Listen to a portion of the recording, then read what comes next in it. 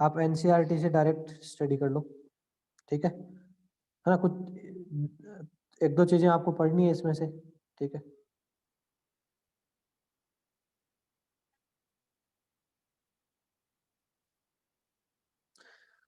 तो देखो ये चीजें आपने 10th क्लास में भी आपने ये नॉलेज में है, वही चीजें दोबारा बेसिक बेसिक है, कुछ चीजें आपको यहाँ पे पढ़नी है। बस आप जो मैं कहता हूँ वो सुनते जाओ, ठीक है। और जो भी आपको स्क्रीन पे दिखता है तो ठीक है, वरना आप एनसीईआरटी खोल के बैठ सकते हो, ठीक है। ये वाला सब इंपॉर्टेंट कंपाउंड्स ऑफ कैल्शियम निकाल सकते हो, ठीक है। जिसके पास एनसीईआरटी अपने पास है वो आप टेबल पे रख लो।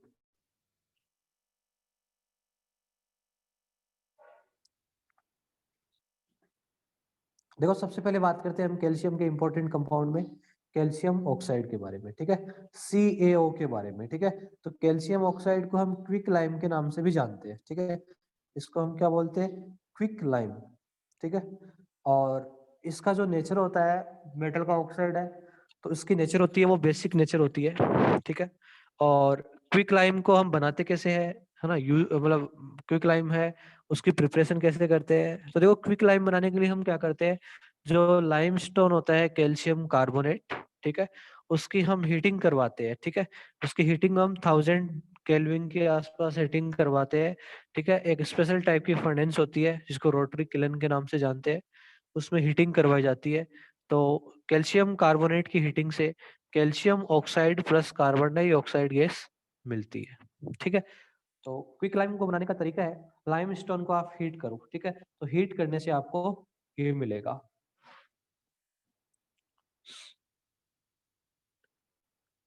हाँ, और कार्बन डाइऑक्साइड जैसे ही बनती है तो कार्बन डाइऑक्साइड को आप हमें क्या निकालना है, वापस निकाल देना है, ठीक है। जैसे मान लो एक पर्टिकुलर चेंबर में आप हीट कर रहे हो, ठीक है, उस चेंबर्स में जैसे ही कार्बन डाइऑक्साइड बनती है तो उसको निकालते रहना चाहिए, अदरवाइज रिएक्शन वापस बैकवर्ड आके दोबारा फॉर्मेशन हो जाता है, ठीक है। ये रिएक्शन रिवर्सिबल रिएक्शन होती है, दोनों साइड चलती है, ठीक है। तो जैसे ही कार्बन डाइऑक्साइड बनी तो उसको बाहर निकाल लो, ठीक है। तो फिर क्या होगा, आपको कैल्शियम ऑक्साइड ही ओनली मिलेगा। अब बात करें, जो कैल्शियम ऑक्साइड होता है वो एक वाइट अमोर्फस सॉलिड होता है, और उसका जो मेल्टिंग पॉइंट होता है वो 2870 केल्विन के आसपास होता है। यदि आप कैल्शियम ऑक्साइड को मॉइस्चर के साथ एक्सपोज करोगे, मॉइस्चर के साथ रिएक्शन कराओगे, तो क्या बनेगा, कैल्शियम हाइड्रोक्साइड का फॉर्मेशन होता है, ठीक है।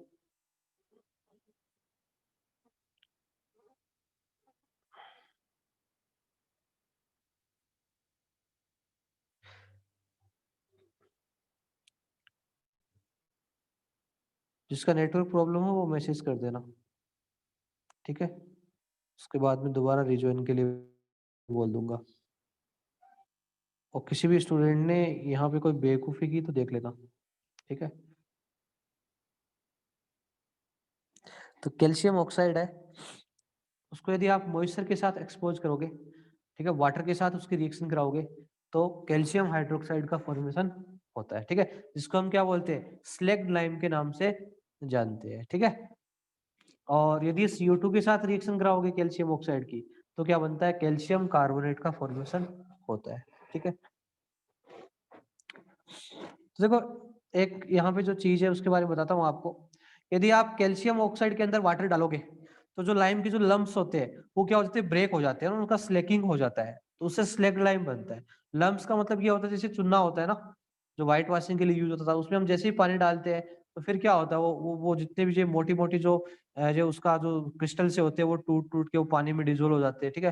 तो वैसे ही कैल्शियम ऑक्साइड में भी ऐसा ही होता है, वाटर में डालोगे तो कैल्शियम हाइड्रोक्साइड का फॉर्मेशन होगा, ठीक है। तो क्विक लाइम और स्लेक लाइम का मतलब समझ गए, क्विक लाइम होता है कैल्शियम ऑक्साइड और स्लेक लाइम होता है कैल्शियम हाइड्रोक्साइड है, ठीक है। तो कैल्शियम हाइड्रोक्साइड भी बेसिक नेचर का होता है और कैल्शियम ऑक्साइड भी क्या होता है, बेसिक नेचर का होता है, ठीक है। तो यहाँ पे देखो एक रिएक्शन लिखी गई है, यदि आप कैल्शियम ऑक्साइड की रिएक्शन सिलिका से कराओगे, बताओ SiO2 का नेचर कैसा होता है, एसिडिक होता है या बेसिक होता है। सिलिकॉन डाइऑक्साइड एसिडिक नेचर का होता है या बेसिक नेचर का होता है।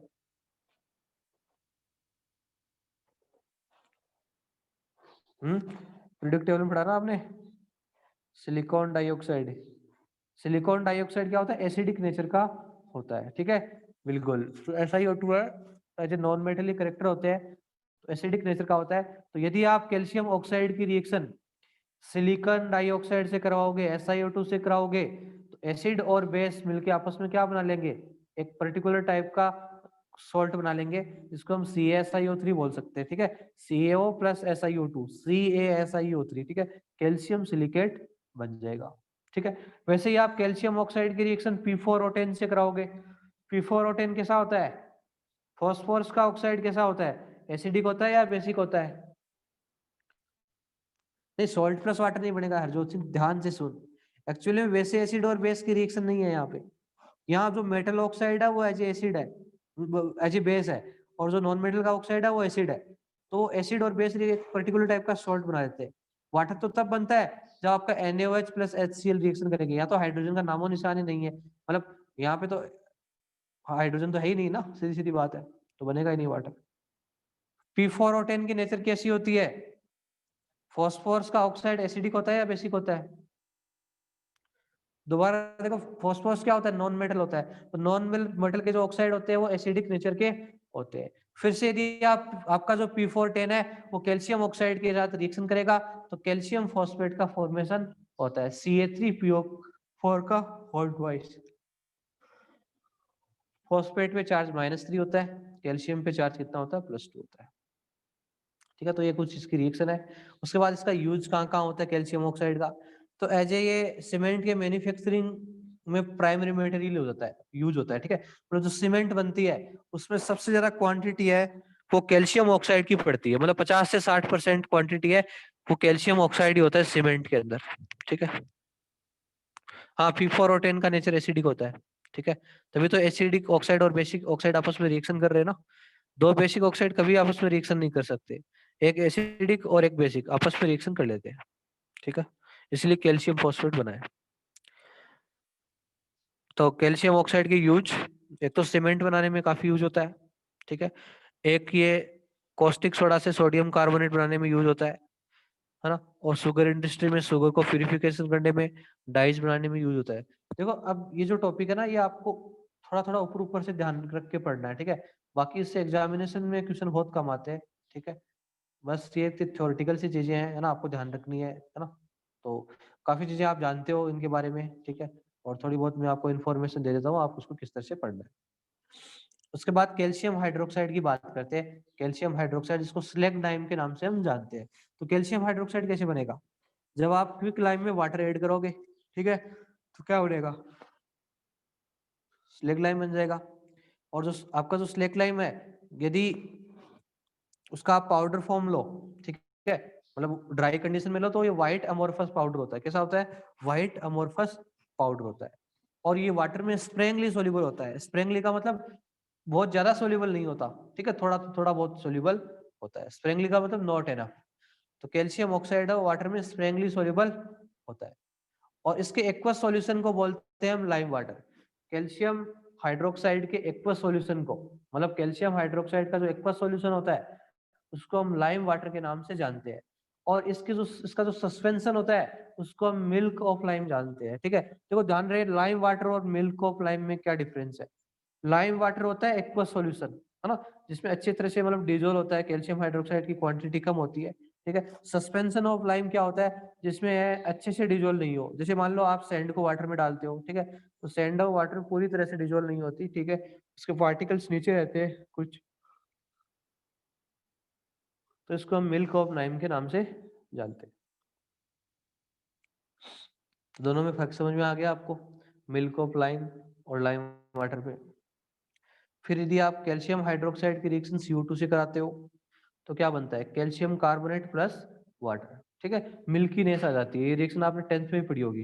यदि आप स्प्रेंगली सोल्यूबल का मतलब होता है पूरी तरह से सोल्यूबल नहीं होना, नॉट एनफ।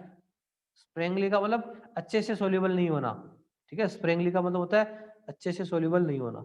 ठीक है, जैसे सेंडा वाटर में स्प्रेंगली सोल्यूबल है, और जो NaCl है वो पूरी तरह से सोल्यूबल है, रेडिली सोल्यूबल है। ठीक है,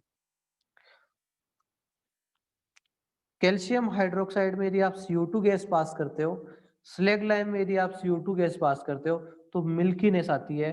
वो कैल्शियम कार्बोनेट की प्रेसिपिटेशन के कारण आती है। कैल्शियम कार्बोनेट है वो वाटर में ज्यादा सोल्यूबल नहीं होता। ठीक है, उसके कारण ये आती है। अब देखो जाने की आगे रिएक्शन आपने पढ़ी भी थी, 10th में भी थी आपकी। यदि जिस मिल्कीनेस में जो प्रेसिपिटेट आया कैल्शियम हाइड्रोक्साइड का, उसमें यदि आप एक्सेस में CO2 पास कर दो और कार्बन डाइऑक्साइड गैस पास कर दो, तो क्या बन जाता है? कैल्शियम हाइड्रोजन कार्बोनेट बन जाता है। ठीक है, फिर ये सोल्यूबल हो जाता है आपका सॉल्यूशन। ठीक है, तो हाइड्रोजन कार्बोनेट होते हैं वो क्या होते हैं? सोल्यूबल होते हैं। सस्पेंशन और स्प्रेंगली सोल्यूबल मतलब सेम सेम सी चीज है। ठीक है, सस्पेंशन भी पूरी अच्छे से डिजोल्व नहीं होता, और स्प्रेंगली का मतलब भी अच्छे से जो चीज डिजोल्व नहीं होती। ठीक है, सस्पेंशन एक तरह से पार्टिकल के साइज के बेसिस पे हम क्लासिफाई करते हैं। देखो सॉल्यूशन के पार्टिकल होते हैं, एक कोलॉइड के पार्टिकल होते हैं, एक सस्पेंशन के पार्टिकल होते हैं। ठीक है, सस्पेंशन में पार्टिकल का साइज होता है वो बड़ा रहता है। ठीक है, पार्टिकल है वो अच्छे से डिजोल्व नहीं होते। ठीक है, तो ये दोनों रिएक्शन मैंने नोट्स में भी करवाई थी। यदि आप कैल्शियम हाइड्रोक्साइड में CO2 गैस पास करोगे, ठीक है, तो मिल्कीनेस आती है। उस मिल्कीनेस में यदि आप एक्सेस कार्बन डाइऑक्साइड और पास कर दो, ठीक है, तो सॉल्यूशन आपका क्या हो जाता है? सोल्यूबल हो जाता है। अब देखो नेक्स्ट रिएक्शन देखो, यहाँ पे ऐसे पेज नंबर आ गया है। ठीक है, फिलहाल मैं आपको रिएक्शन बता देता हूँ क्या लिखा गया है। ठीक है, जहाँ पे 52 लिखा गया वहां पे लिखा गया देखो, कैल्शियम हाइड्रोक्साइड की रिएक्शन किससे करवाई गई है? क्लोरीन गैस के साथ करवाई गई है। किसके साथ करवाई गई है? क्लोरीन गैस के साथ। ठीक है, ऊपर CO2 से करवाई गई है, नीचे क्लोरीन से करवाई गई है। ठीक है, तो किसका फॉर्मेशन होता है? CaCl2 का प्लस CaOCl का होल ट्वाइस, जिसको हम ब्लीचिंग पाउडर के नाम से जानते हैं। ठीक है, तो ये ब्लीचिंग पाउडर बनाने का मेथड है। तो ब्लीचिंग पाउडर कैसे बनाया जाता है? यदि आप स्लेग लाइम में क्लोरीन गैस पास कर दो, ठीक है, तो फिर ब्लीचिंग पाउडर का फॉर्मेशन होता है। ठीक है, ब्लीचिंग पाउडर का बताइए आपको क्या काम आता है ना? ये रंग उड़ाने के काम आता है। ठीक है, जो भी कलर्ड चीज होती है ना उनका रंग उड़ा देता है। ठीक है, उनको डिकलराइज कर देता है। अब इसके क्या क्या यूज होते हैं स्लेग लाइम के? तो ये है ना, व्हाइट वाश में भी यूज होता है ना? इसका नेचर होता है डिसइंफेक्टेंट नेचर होता है। और ये ग्लास बनाने में, टेनिंग इंडस्ट्री में, टेनिंग इंडस्ट्री क्या होती है? टेनिंग का मतलब होता है जो जानवर मर जाते हैं उनकी जो ऊपर जो स्किन होती है ना, उनको हम काम में ले लेते हैं। ठीक है, उतार के किसी दूसरी सब्सटेंस बनाने में, है ना? ठीक है, तो ये कैल्शियम हाइड्रोक्साइड के बारे में है। ठीक है, तो ये रिएक्शन बहुत इंपॉर्टेंट है। कौन सी? कार्बन डाइऑक्साइड गैस वाली। ठीक है, यदि आप कैल्शियम हाइड्रोक्साइड में कार्बन डाइऑक्साइड गैस पास करते हो तो मिल्कीनेस आती है। फिर उसमें एक्सेस CO2 पास करते हो तो मिल्कीनेस क्या हो जाती है? गायब हो जाती है, और कैल्शियम हाइड्रोजन कार्बोनेट बनता है। नेक्स्ट बात करते हैं कैल्शियम कार्बोनेट के बारे में, जिसको लाइमस्टोन के नाम से जानते हैं। देखो लाइमस्टोन नेचर में अलग अलग फॉर्म में प्रेजेंट होता है। ठीक है, लाइमस्टोन है वो मार्बल में भी होता है। ठीक है, चौक में भी होता है। ठीक है, मतलब कैल्शियम कार्बोनेट को ये लाइमस्टोन बोलते हैं। ठीक है, और कैल्शियम कार्बोनेट होता है लाइमस्टोन में भी होता है, चौक में भी होता है, मार्बल में भी होता है। ठीक है, अलग अलग नेचुरल सब्सटेंस में ये प्रेजेंट होता है ना? और इसको बनाते कैसे है? ठीक है, यदि हमें थोड़ी बहुत अमाउंट में बनाना होता हो तो बहुत इजी है। यदि आप कैल्शियम हाइड्रोक्साइड के में अंदर CO2 पास कर दो, ठीक है, अभी भी रिएक्शन बताई थी। स्लेग लाइम में आप कार्बन डाइऑक्साइड गैस पास कर दो तो क्या बन जाता है? CaCO3 प्लस वाटर बन जाता है। ठीक है, एक और तरीका है बनाने का, यदि आप कैल्शियम क्लोराइड की रिएक्शन Na2CO3 से साथ करवा दो सोडियम कार्बोनेट के साथ, ठीक है, तो Ca+2 किसके साथ कंबाइन हो जाता है? कार्बोनेट आयन के साथ, तो CaCO3 प्लस NaCl का फॉर्मेशन हो जाता है। ठीक है, तो ये बनाने के इसको मेथड है। ठीक है, लेबोरेटरी में हम इसको ऐसे प्रिपरेशन कर सकते हैं स्मॉल स्केल पे। ठीक है, कैल्शियम कार्बोनेट। अब ध्यान दो यहाँ पे देखो, इसमें ये भी लिखा गया यदि आपने कैल्शियम कार्बोनेट बनाया तो है स्लेग लाइम से, but excess carbon dioxide gas pass नहीं करनी है। यदि आप excess carbon dioxide gas pass कर दोगे तो कैल्शियम कार्बोनेट किस में चेंज हो जाता है? कैल्शियम हाइड्रोजन कार्बोनेट में चेंज हो जाता है। ठीक है, अभी भी हमने रिएक्शन पढ़ी थी देखो। ठीक है, यदि आप और CO2 के साथ रिएक्शन करा दोगे, ठीक है, एक्सेस CO2 पास कर दोगे, ठीक है, तो बना हुआ कैल्शियम कार्बोनेट है वो कैल्शियम हाइड्रोजन कार्बोनेट में चेंज हो जाएगा। कैल्शियम कार्बोनेट होता है वो फ्लफी पाउडर जैसा होता है। ठीक है, व्हाइट फ्लफी पाउडर होता है इसका, ये पाउडर फॉर्म देखे तो। ठीक है, और ये वाटर में इंसोल्यूबल होता है ना? और इसको हीट करोगे आप 1200 केल्विन पे तो कैल्शियम ऑक्साइड प्लस CO2 में क्या हो जाता है? ब्रेक हो जाता है। ठीक है ना? मतलब कैल्शियम कार्बोनेट को आप हीटिंग करोगे ना तो calcium oxide plus CO2 gas बन जाती है ना? मतलब आप कैल्शियम कार्बोनेट से क्या बना सकते हो? क्विक लाइम का फॉर्मेशन भी कर सकते हो। ठीक है, हाँ जी, कोई दिक्कत तो नहीं है इसमें?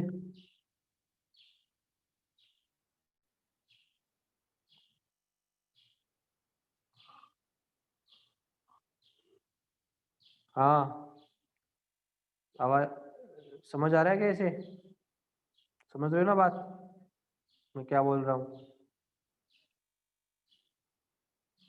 चलो ठीक है। देखो उसके बाद कैल्शियम कार्बोनेट की कुछ रिएक्शन भी है। बताओ कैल्शियम कार्बोनेट जो सॉल्ट है वो एसिडिक सॉल्ट है या बेसिक सॉल्ट है? इसका एक्वस सॉल्यूशन एसिडिक होता है या बेसिक होता है, आपको क्या लगता है? अलग अलग टाइप के सॉल्ट होते हैं ना, एक स्ट्रॉन्ग बेस और स्ट्रॉन्ग एसिड से मिलकर बना होता है, एक वीक एसिड और स्ट्रॉन्ग बेस से मिलकर बना होता है, ठीक है। तो बताओ ये कौन सा है, कैल्शियम कार्बोनेट कौन सा सॉल्ट होना चाहिए, एसिडिक या बेसिक?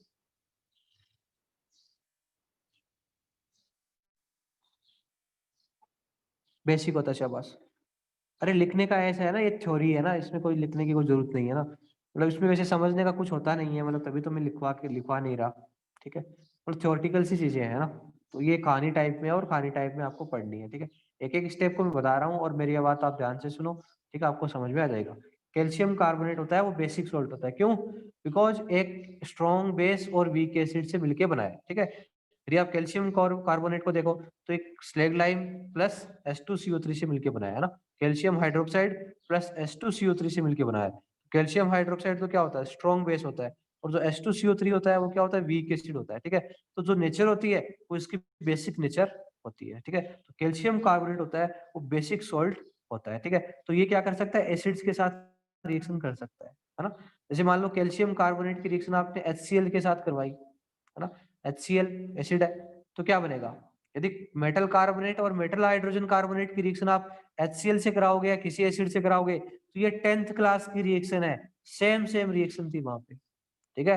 यदि आप मेटल कार्बोनेट और मेटल हाइड्रोजन कार्बोनेट की रिएक्शन, है ना, HCl से कराओ, एसिड से कराओ, तो क्या बनता है, सॉल्ट, वाटर और कार्बन डाइऑक्साइड गैस बनती है ना, ठीक है। ये आपकी 10th क्लास की बुक में थी। कैल्शियम कार्बोनेट की रिएक्शन आप HCl से करवाओगे तो CaCl2 सॉल्ट बनता है, वाटर बनता है और कार्बन डाइऑक्साइड गैस बनती है। वैसे आप H2SO4 से करा दोगे तो सॉल्ट कौन सा बनेगा, कैल्शियम सल्फेट बनेगा, ठीक है। मतलब उसमें क्लोराइड आयन था तो वो कैल्शियम के साथ कंबाइन होकर CaCl2 बनेगा। इसमें सल्फेट आयन है SO4 2 नेगेटिव, तो यहाँ पे CSO4 बनेगा, प्लस वाटर और CO2 तो दोनों में कॉमन है, ठीक है। तो ये ध्यान रखना, मेटल कार्बोनेट और मेटल हाइड्रोजन कार्बोनेट मतलब रटना नहीं है, कोई भी एसिड हो, कोई भी बेसिक सॉल्ट हो, कोई भी बेसिक सॉल्ट हो जो कि कार्बोनेट हो, वो एसिड के साथ रिएक्शन करके यही बनाएगा, सॉल्ट, वाटर और कार्बन डाइऑक्साइड, ठीक है। कार्बोनेट की बात कर रहा हूँ मैं, कार्बोनेट सॉल्ट की बात कर रहा हूँ, ठीक है। अदरवाइज तो एसिड और बेस रिएक्शन करके सॉल्ट प्लस वाटर बनाते हैं, ठीक है। तो ये आपको ध्यान रखना है। अब कैल्शियम कार्बोनेट के क्या क्या यूज होते हैं, कहाँ कहाँ उसको हम यूज कर सकते हैं उसकी बात करें। देखो एक तो ये बिल्डिंग मटेरियल में बहुत ज्यादा यूज होता है ना, मार्बल में भी होता है ना, क्विक लाइम बनाने में भी यूज होता है, ठीक है। क्विक लाइम जानते हो ना, कैल्शियम ऑक्साइड बनाते हैं। कैल्शियम ऑक्साइड बनता कैसे है, कैल्शियम कार्बोनेट की हीटिंग कराई जाती है तो उसी से ही तो बनता है, ठीक है। और भी काफी यूज है इसके।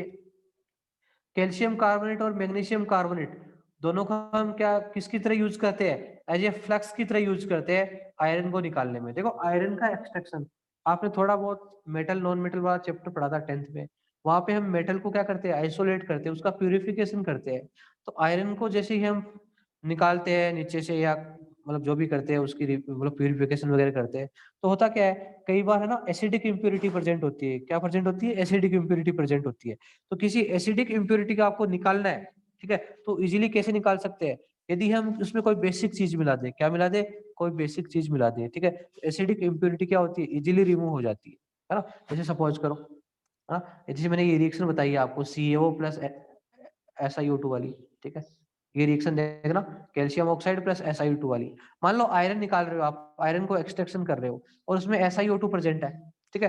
अब SiO2 को निकालने के लिए हम क्या करते हैं, उसमें फ्लक्स डालते हैं ना। फ्लक्स का मतलब होता है जो जो इम्प्यूरिटी है, एसिडिक इम्प्यूरिटी है, जस्ट उसका अपोजिट।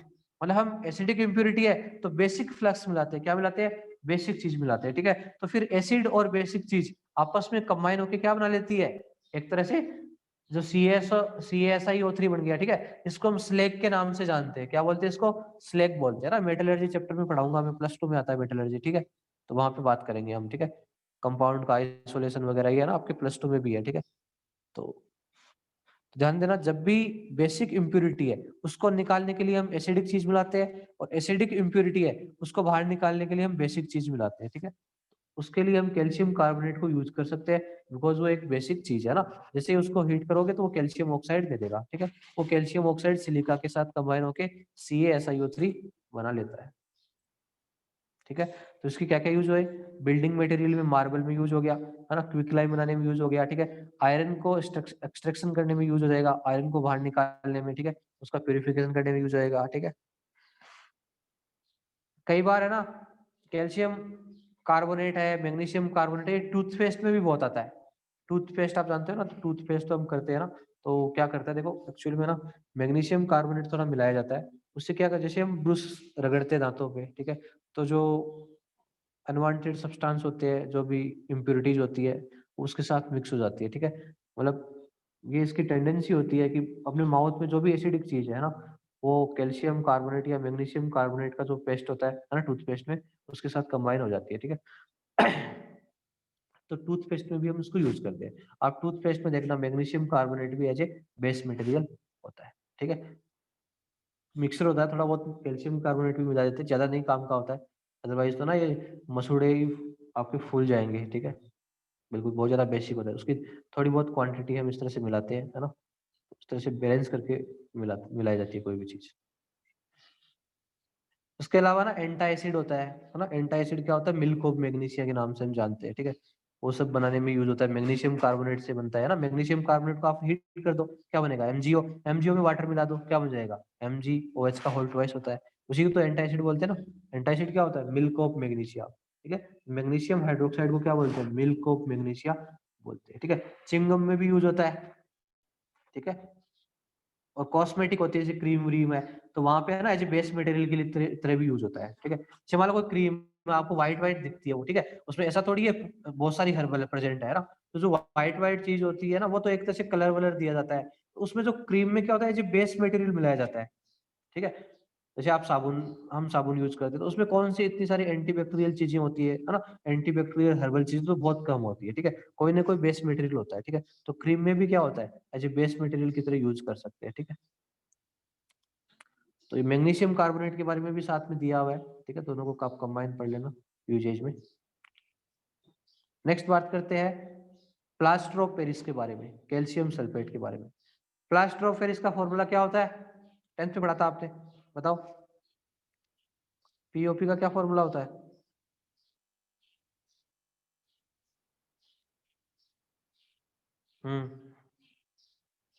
पीओपी।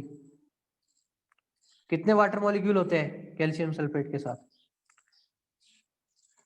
देखो, चाहे जिप्सम का देख लो या प्लास्टर ऑफ पेरिस का देख लो, CSO4 तो सब में आता है ना, कैल्शियम सल्फेट तो सब में आता है। अब वाटर मॉलिक्यूल का ही डिफरेंट होता है।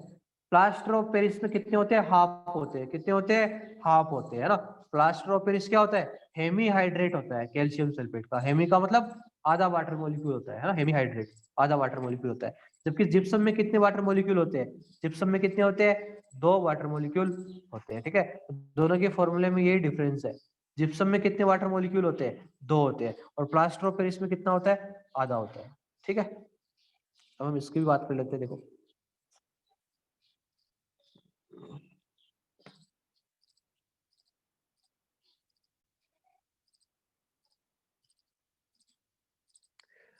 देखो ये जिप्सम है ना।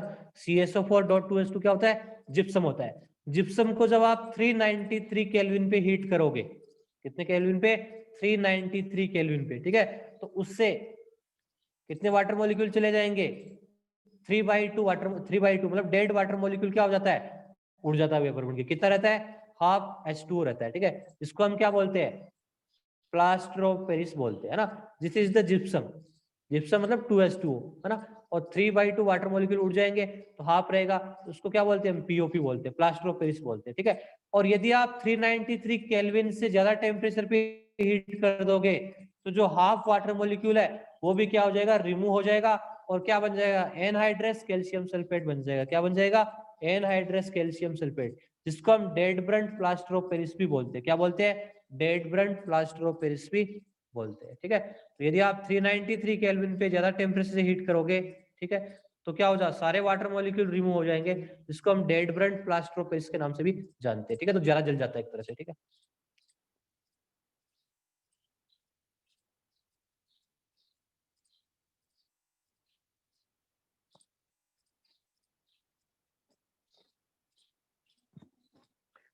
तो प्लास्टर ऑफ पेरिस के बारे में भी दिया हुआ है ना अपनी बुक में, ठीक है, पढ़ लेना थोड़ा बहुत कुछ जरा, इसके यूज देख लेते हैं थोड़े, प्लास्टर ऑफ पेरिस के कहाँ कहाँ यूज होते हैं ना। वैसे तो आप जानते हो, देखो ये ना, ये अब काफी यूज होता होगा प्लास्टर ऑफ पेरिस का, ठीक है। हाँ, डेड ब्रंट का मतलब क्या होता है, यदि आप मतलब हीट ज्यादा कर दिए, ठीक है, तो वाटर मॉलिक्यूल वहां से उड़ जाता है, ठीक है। फिर वो क्या होता है, एक चीज से बर्निंग हो जाती है, मतलब वो जला जल जाता है, मतलब जिसको जरा हीट कर दिया आपने, ठीक है, उसको हम क्या करते हैं, मूर्ति बनाने में काम में नहीं ले सकते, है ना, जो भी डेकोरेशन के लिए काम में नहीं ले सकते, ठीक है। उसकी जो ये केमिकल कंपोजिशन था वो थोड़ा चेंज हो जाता है, मतलब हाँ, वो ज्यादा हीट हो जाता है, ज्यादा हीट होने से क्या होता है, उसमें जो भी हाइड्रेशन की प्रॉपर्टी होती है वो खत्म हो जाती है, मतलब जो वाटर मॉलिक्यूल है वो चले जाते हैं वहां से, ठीक है, सारे के सारे। उसको डेड ब्रंट पीओपी बोलते हैं, है ना। डेड ब्रंट मतलब मर गया है ना, ऐसे नाम दे दिया, ठीक है, ज्यादा हीट कर दिया तो मतलब वो डेड हो जाता है एक तरह से, ठीक है। मतलब पीओपी का जो ओरिजिनल टेक्सचर होता है वो लूज हो जाता है, ठीक है, ज्यादा हीट करने से। उसको हम dead Brunt plaster of Paris बोलते हैं। प्लास्टर ऑफ पेरिस के काफी यूज होते हैं, बिल्डिंग मटेरियल में यूज होता है, ठीक है ना, डेकोरेशन में यूज होता है। आपका जब बोन वोन टूट जाता है, फ्रैक्चर हो जाता है, तो प्लास्टर बांधता है डॉक्टर, है ना, काफी हम इसके साथ फेमिलियर है इस चीज के साथ, ठीक है। और डेंटिस्ट्री में यूज होता है, मतलब जहाँ भी डेंटिस्ट यूज, डेंटिस्ट भी इसको काफी यूज करते हैं। और ऑर्नामेंटल वर्क में भी यूज होता है ना, मूर्ति बनाने में, स्टेच्यू बनाने में, ठीक है, इसके काफी यूजेज होते हैं प्लास्टर ऑफ पेरिस के ना। तो ये था प्लास्टर ऑफ पेरिस, ठीक है, छोटी सी चीज थी, कोई जरा डिफिकल्ट चीज नहीं है। नॉर्मली आप इसके साथ जानते हो क्या फॉर्मूला होता है, क्या कुछ होता है ना। 10th में भी वही रिएक्शन थी, है ना, 10th में भी सारी रिएक्शन थी प्लास्टर ऑफ पेरिस की। अब बात करते हैं सीमेंट के बारे में, ठीक है। तो सीमेंट यहाँ पे एक नया है आपके लिए एक तरह से। तो पहले बात करते हैं कि सीमेंट है वो बनता कैसे है। सीमेंट तो आपने सबने देखी होगी, ठीक है, कहाँ पे यूज होता है, सब सब जानते हैं इस चीज को, ठीक है। तो सीमेंट है वो बिल्डिंग लाइन में बहुत ज्यादा यूज होती है, ठीक है। अब देखो सीमेंट को बनाए कैसे, है ना, सीमेंट बनती कैसी है, एक्चुअली में सीमेंट में होता क्या है, इसके बारे में जानते हैं, ठीक है। देखो सीमेंट का मैं आपको कंपोजिशन बता रहा हूँ, आप ध्यान से सुनना कंपोजिशन को, जैसा लिखाया है यहाँ पे, ठीक है, इसको ही मैं पढ़ रहा हूँ, देखो। सीमेंट, सीमेंट के लिए देखो सबसे ज्यादा चीज होती है सीमेंट में, वो होती है कैल्शियम ऑक्साइड। क्या होती है, कैल्शियम ऑक्साइड। स्लैग लाइम मतलब जो क्विक लाइम होता है वो सबसे ज्यादा होता है ना, 50 से 60% होता है ना। जैसे मान लो आपको 100 kg सीमेंट बनानी है, तो उसमें 50 to 60 kg क्या होता है, कैल्शियम ऑक्साइड होता है, ठीक है, सबसे ज्यादा। फिर सिलिका होती है ना, सिलिका SiO2, SiO2 क्या होती है, सिलिका, है ना, इसको हम क्ले के नाम से भी जानते हैं, ठीक है।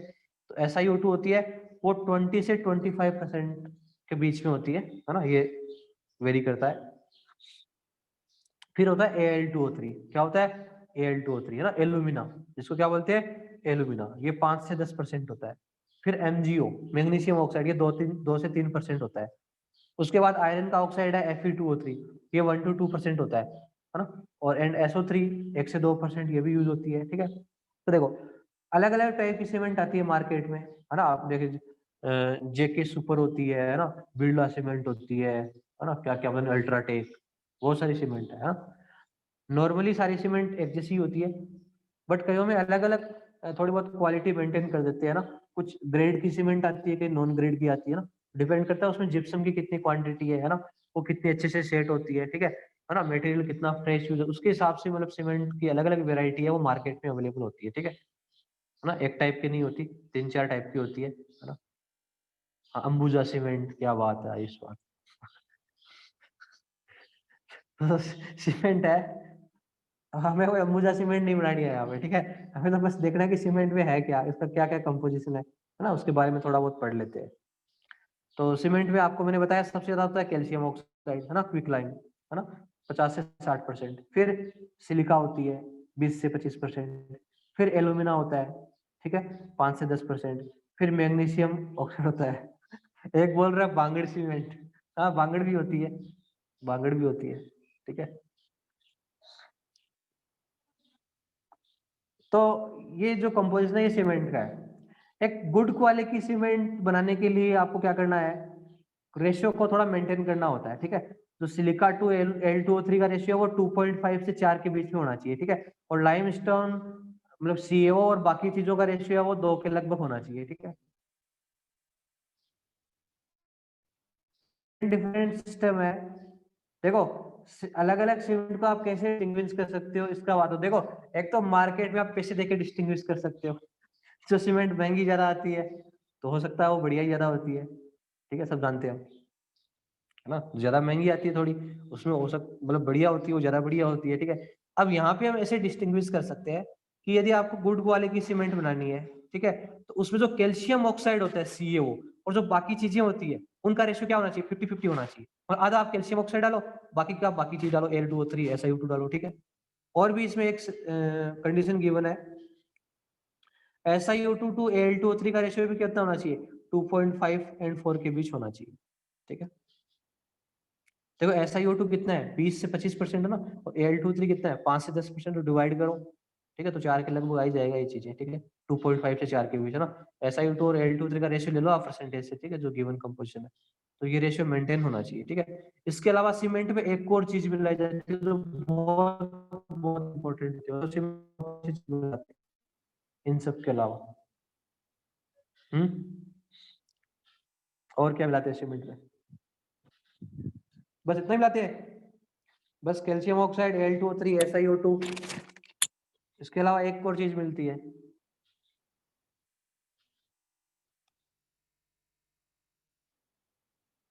वाटर। क्या बात है, वाटर मिलाया जाता है। सीमेंट में वाटर थोड़ी देखा है, तो वाटर मिलाते होंगे उस टाइम में, बाद में ड्राई की जाती है ना। शाबाश, जिप्सम मिलाया जाता है, क्या मिलाया जाता है, जिप्सम, ठीक है, जिप्सम भी मिलाते हैं ना, जिप्सम है ना। जिप्सम क्यों मिलाते हैं बताओ, जिप्सम का क्या यूज है। जिप्सम क्या करता है, सीमेंट को जैसे मान लो, बिल्कुल देखो, आपने देखा होगा बिल्डिंग बनती है तो वहां पे ना जो मेसन होता है वो एक ब्रिक के ऊपर सीमेंट लगा के दूसरी ब्रिक को उसके ऊपर रखता है, ठीक है। तो क्या होता है आप देखो ध्यान से, जैसे ही उसने ना 2-3 मिनट बाद में देखो, धीरे धीरे क्या होती है, वो दोनों ईंटें आपस में क्या होती है, चिपक जाती है, ठीक है। मतलब एक दिन तो वो वीक ही होती है ना, जैसे ही 2-3 दिन गुजरते हैं तो आपने देखा होगा वो बिल्कुल बहुत ज्यादा पक्की हो जाती है, उसको आप इजीली ब्रेक नहीं कर सकते, ठीक है। तो जिप्सम क्या करता है, सेटिंग का काम करता है, धीरे धीरे सेटिंग करता है ना। ऐसे हार्ड जल्दी से हार्ड नहीं करता, ऐसे नहीं है आपने सीमेंट लगाई और 5 मिनट में हो जाएगा बिल्कुल, ठीक है ना। तो आप देख सकते हैं वहां पे वो धीरे धीरे हार्ड होती है, ठीक है। तो जिप्सम क्या करता है, सेटिंग का काम करता है, धीरे सेट करता है, ठीक है। और आपने ये भी देखा होगा कि प्लस्तर करने के बाद हम पानी डालते रहते हैं उसके ऊपर, यदि है ना किसी बिल्डिंग के प्लस्तर किया आपने और पानी नहीं डाला, ठीक है, तो फिर क्या होता है, वो इतनी पक्की नहीं होती, ठीक है, फिर काम आपका कच्चा रह जाता है ना। आपने ऐसा सुना होगा या देखा होगा, देखो मैंने तो अच्छे से सुना है ना। लॉकडाउन में भी हमारे घर पे काम चला था, ठीक है, उस टाइम पे ये सब चीजें मुझे नॉलेज में है, और पहले भी थी, हम तो गाँव के हैं, हो सकता है कोई सिटी का बंदा हो तो उसको पता नहीं है, ठीक है। तो प्लस्तर के बाद उसमें पानी डालना पड़ता है, ठीक है। उससे क्या होता है, वो धीरे धीरे हार्ड हो जाता है प्लस्तर, ठीक है ना। सीमेंट को क्या होता है, पानी आपको डालना पड़ता है ना, कुछ 8-9 दिन के लिए, है ना। अदरवाइज नहीं डालोगे तो फिर वो सेटिंग नहीं हो पाएगी उसके अच्छे से, ठीक है। देखो ये जो भी मिक्सर है हमारे पास, सीमेंट का जो भी हमने मिक्सर लिया है उसको हम किस में डालते हैं, एक सीमेंट क्लिंकर में डालते हैं ना, और साथ हीट करते हैं ना, स्ट्रांगली हीट करते हैं, और हीट करके क्या इसमें 2-3% जिप्सम भी मिला देते हैं, ठीक है। 2-3% इसमें जिप्सम भी मिला दिया जाता है, CaSO4.2H2 ठीक है। तो फिर क्या किया, ये सारी चीजें मिक्स होके, जिप्सम विप्सम जो भी चीज डाला है तो बिल्कुल एकदम मिक्स होके किस में कन्वर्ट हो जाता है, ये 3 मेन कंपोनेंट पे कन्वर्ट हो जाता है। कौन कौन सा, एक तो डाई कैल्शियम सिलिकेट जो 26% होता है उसमें CA2SiO4, ठीक है। एक ट्राई कैल्शियम सिलिकेट जो 51% होता है, एक ट्राई कैल्शियम एल्यूमिनेट, ठीक है, वो 11% होता है।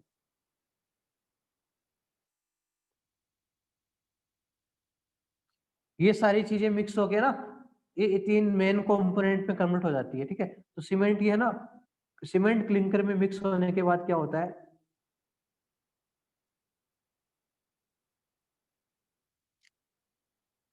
नहीं नहीं गुरुजीवन, प्लास्टर ऑफ पेरिस के नहीं करते हैं, प्लस्तर अलग होता है।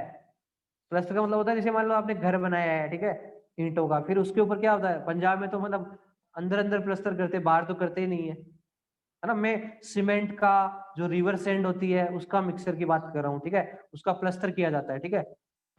ठीक है, मैं कैसे समझाऊं आपको, यदि आपने देखा है तो फिर समझ में आ गया होगा। उससे प्लास्टर किया, प्लास्टर अलग चीज है, पेंट की बात नहीं कर रहा मैं, ठीक है, मैं पेंट की बात नहीं, कलर की बात नहीं कर रहा, ईंटों के ऊपर प्लास्टर होती है, ठीक है, उसकी बात कर रहा हूँ। वो व्हाइट सा नहीं होता, अरे व्हाइट सा नहीं होता व्हाइट सा तो उसको भी प्लास्टर ही बोलते हैं ना, वो भी डेकोरेशन के लिए यूज होता है ना। मैं बिल्डिंग बनाने के बाद की बात कर रहा हूँ, ठीक है। जो सीमेंट का होता है ना, सीमेंट का होता है, ब्रिक के ऊपर जो सीमेंट का एज ए प्लास्टर होता है, जिसको हम लिपा पोती बोलते हैं, ठीक है, जो भी है आप समझ जाओ।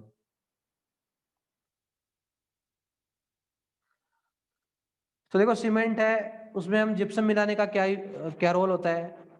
हाँ, सीमेंट का प्लास्टर होता है वही। सीमेंट क्या होता है, सीमेंट में हम जैसे जिप्सम डालते हैं तो जिप्सम में है ना धीरे धीरे सेट करने की प्रॉपर्टी होती है, ठीक है। हाँ, और उसके ऊपर कलर करते हैं, बिल्कुल सही बात है। अच्छा अच्छा, ठीक है दोस्तों, जो आपका जिप्सम होता है वो अंदर जो हाइड्रेशन करता रहता है ना, उसको पक्का करता रहता है, ठीक है। तो ये सेटिंग ऑफ सीमेंट वाला कंसेप्ट है, ये आप पढ़ लेना, है ना। इसमें जिप्सम का ही इंपॉर्टेंट रोल है। सीमेंट के यूज आपको पता ही है ना। कोई भी नेशन है ना, उसकी कॉमोडिटी को हम जज करते हैं कि उसमें कितना स्टील है, कितना आयरन है, कितनी सीमेंट होती है, ठीक है। मतलब बिल्डिंग लाइन का जो भी है, मतलब यदि आप मैन्युफैक्चरिंग के हिसाब से बात करो तो जिस नेशन में सीमेंट का प्रोडक्शन बहुत ज्यादा होता है, आयरन बहुत ज्यादा है, ठीक है, तो उसकी इंडस्ट्रियल स्ट्रेंथ भी क्या होती है, ज्यादा होती है, ठीक है, मतलब बिल्डिंग लाइन में, ठीक है। जैसे दुबई में वहां पे बहुत ज्यादा बिल्डिंग बिल्डिंग बनती है, ठीक है ना। हमारे इंडिया में तो बहुत कम बनती है, उधर बहुत ज्यादा काम चलता रहता है इनका। बायोलॉजिकल इंपॉर्टेंस ऑफ मैग्नीशियम और कैल्शियम की बात करते हैं, हमारा लास्ट टॉपिक है छोटा सा, ठीक है। तो देखो कैल्शियम और मैग्नीशियम भी बॉडी में इंपॉर्टेंट रोल प्ले करते हैं, है ना। कैल्शियम के बारे में तो आप जानती हो कि कैल्शियम क्या करता है, बोन्स के लिए बड़ा इंपॉर्टेंट फैक्टर होता है, ठीक है। तो हमारी बॉडी के लिए एक तरह से मैग्नीशियम हमारी बॉडी में 25 ग्राम होना चाहिए, ठीक है, जबकि कैल्शियम 1.2 केजी होना चाहिए। कितना होना चाहिए, 1.2 केजी। कैल्शियम बहुत ज्यादा चाहिए होता है, ठीक है। तो अब देखो मैग्नीशियम का क्या रोल होता है, पहले मैं मैग्नीशियम का रोल बताता हूँ, फिर आपको मैं कैल्शियम का रोल बताता हूँ। अपनी बॉडी में क्या होते हैं, एंजाइम्स होते हैं। एंजाइम क्या करते हैं, जैसे आप खाना खाते हो, उसको डाइजेस्ट करने के लिए उसको टुकड़ों में ब्रेक करते हैं, ठीक है ना, और प्रोटीन वोटीन है वो बॉडी में पहुंचाते हैं, वो एंजाइम ही करते हैं, ठीक है। पेप्सिन होता है, ट्रिप्सिन होता है, बायो के स्टूडेंट जानते हैं, ठीक है। तो एंजाइम होते हैं, ठीक है, उनको एक्टिवेट करने में मैग्नीशियम का रोल होता है। मतलब एंजाइम की जो एक्टिविटी है ना, वो एक्टिवेट हो जाएगी, है ना। एंजाइम क्या होते हैं, पहले डीएक्टिवेट होते हैं ना, जैसे काम करते करते हैं उससे पहले उनको एक्टिवेट करना पड़ता है, तो उसमें मैग्नीशियम इंपॉर्टेंट रोल प्ले करता है, ठीक है। तो all enzyme that utilize ATP in phosphate transfer require magnesium as a cofactor, ठीक है। तो उसमें मैग्नीशियम एज ए कोफैक्टर की तरह काम करता है, मतलब उसका साथ निभाता है, ठीक है, बिल्कुल। मतलब एंजाइम क्या करता है, साथ निभाता है। जैसे हम एक सीरियल होता है ना, साथ निभाना साथियां, ठीक है, तो वहां पे आपका जो एंजाइम है उसका साथ मैग्नीशियम निभाता है, ठीक है, उसके साथ वो रहता है, ठीक है, जिससे बॉडी का जो भी फंक्शन है, कोई भी पाथवे है, उसको कैटेलाइज कर सके, ठीक है। तो वैसे ही है। तो कोफैक्टर का मतलब है जो साथ काम करता हो। इसके अलावा जो मैग्नीशियम है वो क्लोरोफिल में होता है। क्लोरोफिल आप जानते हो ना क्या होता है ना, प्लांट्स जो फोटोसिंथेसिस करते हैं, ठीक है, तो जो लाइट को जो अब्जॉर्प्शन करता है, ठीक है, प्लांट को जो फूड बनाने में जो इंपॉर्टेंट रोल प्ले करता है, वो क्या होता है, क्लोरोफिल होता है। उसके कारण ही जो प्लांट्स का जो रंग होता है वो क्या होता है, एक तरह से मतलब ग्रीन टाइप का होता है ना पत्तों का रंग, ठीक है। तो ये लाइट के अब्जॉर्प्शन में रोल प्ले करता है, वहां भी मैग्नीशियम होता है, ठीक है। तो क्लोरोफिल के साथ भी क्या होता है, मैग्नीशियम होता है, ठीक है। इस बात का भी ध्यान रखना, बहुत बहुत इंपॉर्टेंट है, यहाँ से क्वेश्चन आ सकता है, ठीक है। तो क्लोरोफिल है, उसके साथ भी मैग्नीशियम मेटल होती है। अपनी बॉडी में जो 99% कैल्शियम होता है वो बोन्स और टूथ में होता है, ठीक है। इसके अलावा कैल्शियम है वो न्यूरोमस्कुलर फंक्शन में रोल प्ले करता है। न्यूरॉन्स और मसल्स के बीच में जो भी सिग्नल ट्रांसमिशन है उसके बीच में रोल प्ले करता है। इंटर न्यूरोनल ट्रांसमिशन, एक न्यूरॉन से दूसरे न्यूरॉन के बीच में जो सिग्नल होता है उसको भी क्या करता है, ट्रांसफर करता है, ठीक है। इसके अलावा सेल मेम्ब्रेन की इंटीग्रिटी है, ब्लड का कोगुलेशन है, उनमें भी बड़ा इंपॉर्टेंट रोल प्ले करता है, ठीक है। अपनी जो बॉडी है उसमें प्लाज्मा होता है ना, प्लाज्मा के थ्रू हम कैल्शियम लेते हैं, ठीक है। बोन्स के लिए कैल्शियम प्लाज्मा के थ्रू आता है। और प्लाज्मा में दो हार्मोन होते हैं जो कैल्शियम के लेवल को मेंटेन करते हैं, उनका नाम होता है कैल्सिटोनिन एंड पैराथायरॉइड, ठीक है, दोनों हार्मोन्स का आप नाम थोड़ा ध्यान रख लेना। कैल्सिटोनिन और पैराथायरॉइड हार्मोन है, ठीक है, वो प्लाज्मा में कैल्शियम की कंसेंट्रेशन को मेंटेन करते हैं, ठीक है। तो बोन से कैल्शियम डिजोल्व होता रहता है और वापस बोन्स को मिलता रहता है, ठीक है, इस तरह से पाथवे चलता रहता है। तो ये कैल्शियम और मैग्नीशियम का जो बायोलॉजिकल इंपॉर्टेंस है, दोबारा रिपीट कर रहा हूँ। कैल्शियम क्या काम करता है, एक तो बोन्स और टीथ के लिए इंपॉर्टेंट होता है। कैल्शियम न्यूरोमस्कुलर फंक्शन, इंटरन्यूरल ट्रांसमिशन, ठीक है, उसके लिए यूज होता है। और दो हार्मोन आपको बताई दिए मैंने, कैल्सिटोनिन और पैराथायरॉइड, जो प्लाज्मा में कैल्शियम की कंसंट्रेशन को मेंटेन करते हैं। उसके अलावा मैग्नीशियम के बारे में, एज ए एंजाइम को एक्टिवेट करने के काम आता है ना, और क्लोरोफिल के साथ होता है आपका मैग्नीशियम, ठीक है। तो बस इन दो तीन चीजों के बारे में आप ध्यान दे देना, ऐसे रटने की कोई जरूरत नहीं कि 25 ग्राम क्या होता है, मैग्नीशियम होता है, ठीक है ना।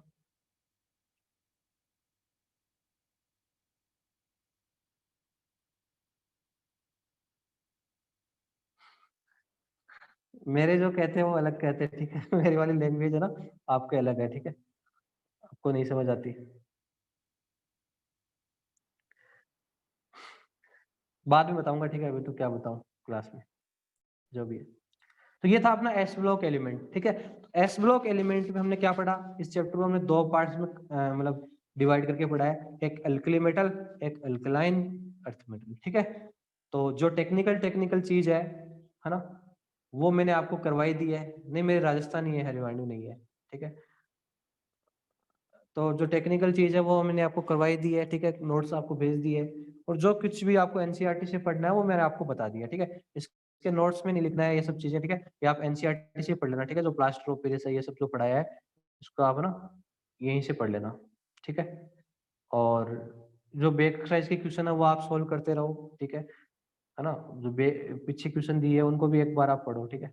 टेस्ट में क्या आएगा, टेस्ट में 15 क्वेश्चन तो आएंगे थर्मोडायनेमिक्स के, ठीक है, थर्मोडायनेमिक्स आ रहा है 15 क्वेश्चन तो, और 10 क्वेश्चन आ रहे हैं इस एल्कलाइन अर्थ मेटल, किसके आ रहे हैं, एल्कलाइन अर्थ मेटल के आ रहे हैं, ठीक है, एल्कलाइन अर्थ मेटल, ठीक है, जो सेकंड पार्ट था, फर्स्ट पार्ट तो है ना पिछले टेस्ट में दे दिया था, है ना, इसका second part alkaline earth metal है, वो टेस्ट में आ जाएगा, ठीक है।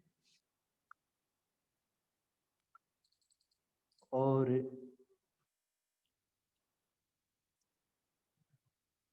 बताओ, खुल जाएगा ट्यूसडे को इंस्टीट्यूट, आपको क्या लगता है,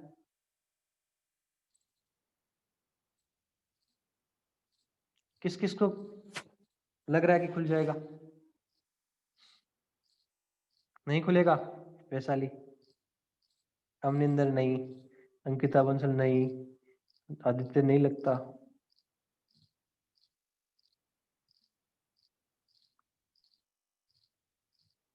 तेरे को क्या लगता है हर्षदीप सिंह, PM051, मेरे को तो क्या लगता है, जो आपको लगता है वो मेरे को लगता है, और क्या। अच्छा,